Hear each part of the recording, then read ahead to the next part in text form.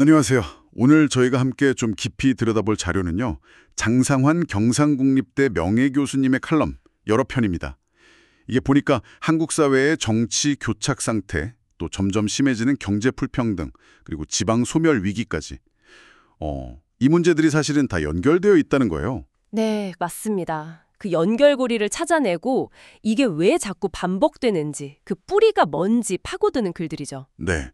그러면서 아주 근본적인 시스템 개혁 방안들을 제시하고 있어요. 그렇죠. 단순히 뭐가 문제다 여기서 그치는 게 아니라 그 대통령제 자체, 또 국회의원 뽑는 방식, 노동시장 구조, 이 큰 틀의 문제를 지적하면서 이를들면 의원 내각제라든지 완전 비례대표제, 또 초기업 단위 교섭 같은 꽤 파격적인 해법들을 던지고 있습니다. 과연 이게 현실적인 대안이 될 수 있을지 오늘 그 논리를 좀 차근차근 따라가 보면 좋겠습니다. 네, 좋습니다. 그 핵심 주장을 한번 같이 살펴보시죠. 가장 먼저 지적하는 건 역시 제왕적 대통령제의 폐해예요. 네, 뭐 단골 메뉴죠. 그렇죠. 이게 승자독식 구조가 너무 강하다 보니까 지난 대선처럼 0.73%포인트 차이, 정말 아슬아슬하게 이겨도 그냥 모든 권력을 다 갖게 되는 거죠. 맞아요. 그러다 보니 그냥 극심한 정쟁만 반복되고 네. 진짜 중요한 문제들 있잖아요. 저출산이라던가 기후위기 같은 거 이런 거는 그냥 막 뒷전으로 밀려난다는 거죠. 칼럼에서는 윤석열 정부의 의대 증원 문제나 법안 25개 거부권 행사 같은 구체적인 사례도 들고 있고요. 네, 그렇죠. 그런 사례들이 이 시스템의 문제점을 잘 보여준다는 겁니다. 권력이 한쪽에 너무 쏠리니까 대통령하고 의회가 완전 극한 대립을 하거나 여소야대일 때처럼요. 아니면 반대로 대통령이 그냥 독주하거나 여대야소일 때. 아메리카 사례처럼 대통령제 자체가 좀 불안정성을 안고 있다. 이런 지적도 합니다. 하긴 우리 헌정사만 봐도 벌써 3번이나 대통령 탄핵 시도가 있었잖아요. 노무현, 박근혜, 그리고 윤석열 대통령까지. 바로 그겁니다. 이게 그냥 특정 인물의 문제라기보다는 시스템 자체가 가진 한계를 보여주는 거 아니냐라는 거죠. 그래서 대안으로 제시하는 게 결국 권력을 좀 나누는 거군요. 의원 내각제나 이원 집정부제 같은. 네, 그래야 좀 불평등도 완화되고 서로 타협하는 정치가 가능해진다. 뭐 이런 분석을 내놓고 있습니다. 연구들을 봐도 실제로 권력 분산된 시스템이 불평등 완화에 더 유리하다는 결과들이 있고요. 이런 대통령제 문제와 더불어서 우리가 대표를 뽑는 방식, 그러니까 선거제도 자체에도 큰 문제가 있다고 지적하는데요. 네, 바로 그 지역구 중심의 단순 다수대표제, 이게 또 문제입니다. 한 표라도 더 얻으면 그냥 당선되는 거. 그렇죠. 그러다 보니 수많은 표가 그냥 사표가 되고 결국에는 거대 양당만 계속 살아남는 구조가 고착화된다는 거죠. 다양한 목소리가 국회에 들어갈 수가 없어요. 실제로 그 22대 국회 구성을 보면요. 와, 정말 이게 맞나 싶을 정도인데요. 남성의 80%고요. 대부분 50대, 60대. 네, 학력도 소위 스카이 출신이 43%, 전원 대졸 이상이고요. 재산은 더 놀랍습니다. 평균 33억 3천만 원. 이게 국민 평균 자산의 7.6배래요. 와, 7.6배. 정말 심각한 불균형이죠. 그러니까요. 이러니 국회 불신율이 75% 넘는다는 통계가 이해가 될 정도예요. 핵심이라는 거죠.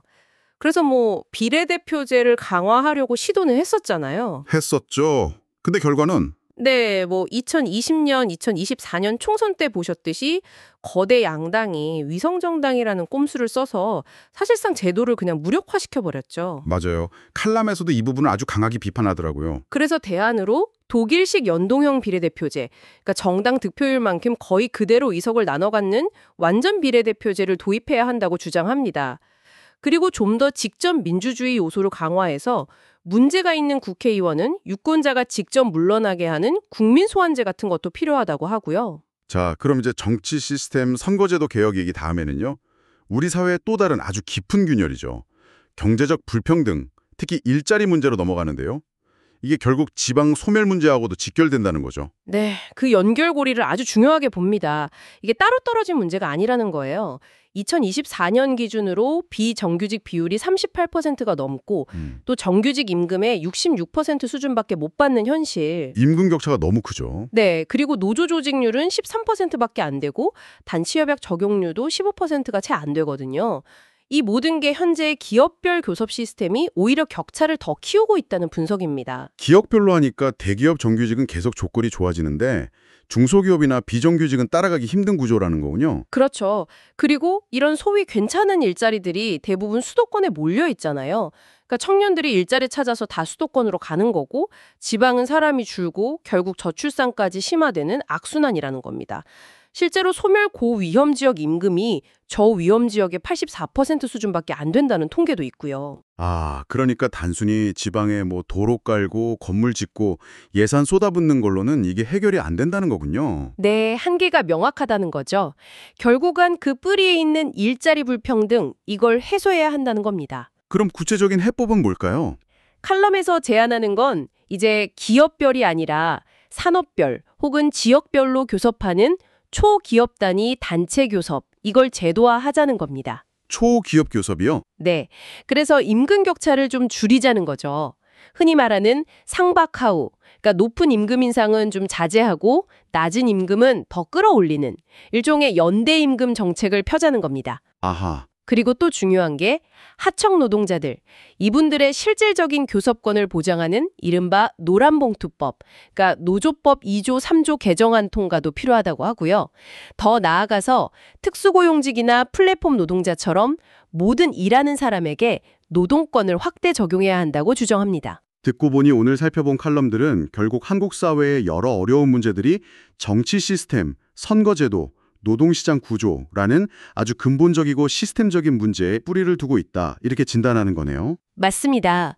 그래서 해결책 역시 의원내각제, 완전 비례대표제, 초기업 교섭처럼 시스템 자체를 바꾸는 어찌 보면 대수술을 요구하고 있는 거죠. 정말 전면적인 변화를 요구하는 주장들입니다. 네, 그렇죠. 그래서 마지막으로 듣고 계신 당신께 이런 질문을 한번 던져보고 싶습니다. 이런 근본적인 시스템 개혁은 당연히 기존의 정치적, 경제적 기득권을 가진 세력들의 엄청난 저항에 부딪힐 가능성이 높잖아요. 그렇죠. 쉽지 않겠죠. 그렇다면 우리가 선거나 가끔 하는 시위 말고요. 시민들이 이런 변화를 정말 현실로 만들기 위해서 일상 속에서 그리고 또 지속적으로 행사할 수 있는 효과적인 압력이나 참여의 방법은 과연 무엇이 있을까? 이 질문을 한번 같이 고민해 보시면 어떨까 싶습니다.